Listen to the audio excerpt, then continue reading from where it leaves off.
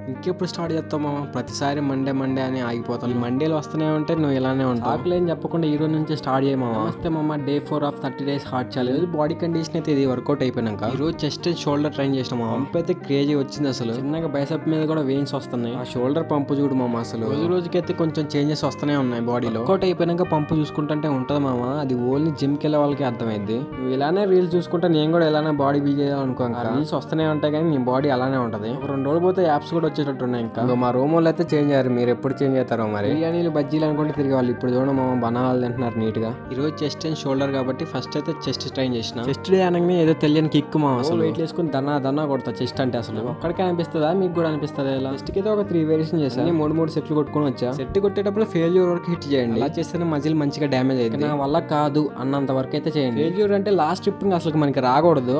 అది ఫెయిల్యూర్. దన్నా ఒక 20-30 రిప్స్ కొట్టడం కాదు, స్లోగా పర్ఫామ్ చేయడం. వచ్చేసి షోల్డర్ ఒక 3 వేరియేషన్ చేశా. చూడమా ఎంత స్లోగా పర్ఫామ్ చేస్తున్నా. మీరు కూడా అలానే చేయండి. ఏదైనా వేరియేషన్ చేసేటప్పుడు మీకు ఆ మజిల్ టార్గెట్ అవుతుందా లేదో చూసుకోండి ఒకసారి. కంప్లీట్ చేసుకుని ఇంకా చిన్నగా రూమ్కి అయితే వెళ్ళిపోయాం. ఫ్రెష్ అయ్యి కాలేజ్కి అయితే వెళ్తున్నాము.